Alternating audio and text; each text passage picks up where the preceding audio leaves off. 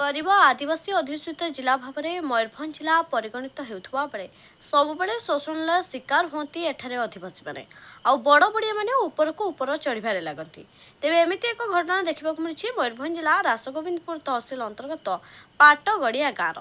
तेरे किछि वर्ष हेब सरकार द्वारा जमी अधिग्रहण कर क्षतिपूरण हिताधिकारी को दि जाए सुवर्णरेखा केनाल काम चलुवा बेले एही काम रे अनियमितता देखा मिली। सूचना मुताबक पाटगाड़िया अधीन खाता नंबर 101 प्लॉट नंबर 259 60 डिसमिल जगार 33 डिसमिल जगह केनाल पर अधिग्रहण कर तेबे जमी मालिक मानू कौन नोटिस करा न जाए केनाल खनन कर आदिवासी मानक कहवा अनुसार जमी बहु मूल्यवान गछ चंदन महुल कुसुम आदि गछ कटा जाए केनाल कर ए बाबद स्थानीय आरआई को भेटी पचार कौन संतोषमूलक तथ्य न मिलबार रासगोविंदपुर तहसीलदार को द्वारस्थ होते।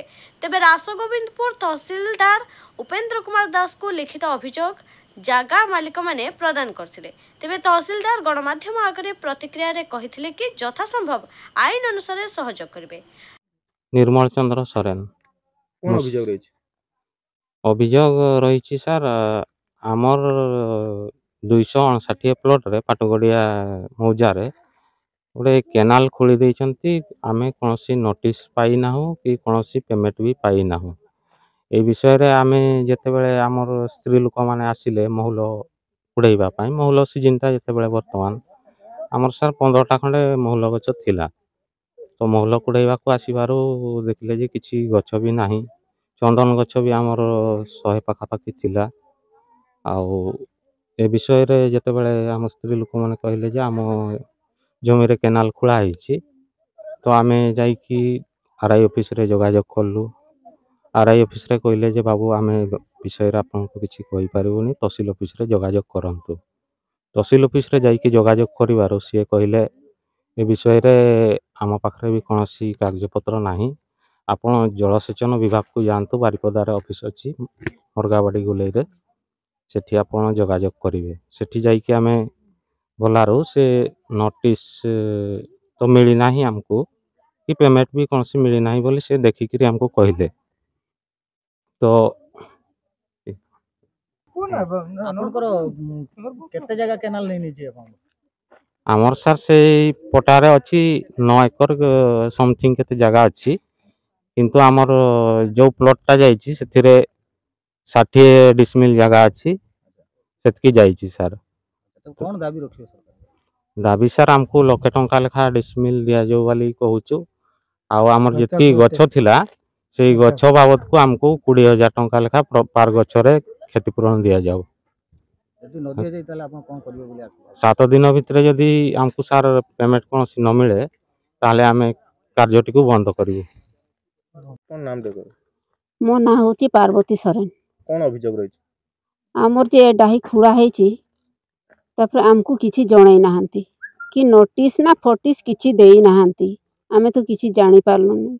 तापर आमे महुल कुढेइबा बेलकु आसिबला बेलकु तापर महुल गछ भी नाही। आमे एठू सबुदिन कुढेई सबुदिन ये तापर सबुदिन आमदनी करे कि 5,000 कि 10,000 सेमती हमर हिसाब नाही। तापर हो ए जे आमर केनाल खुड़ा हला आ केही भी टिके कहिलेनी जे आमर केनाल खुड़ा होउची दियो एठी तुम जगह ना कहा जगह कहिलेनी भी आमर तो पट्टा कि ये रे जानले जे आमर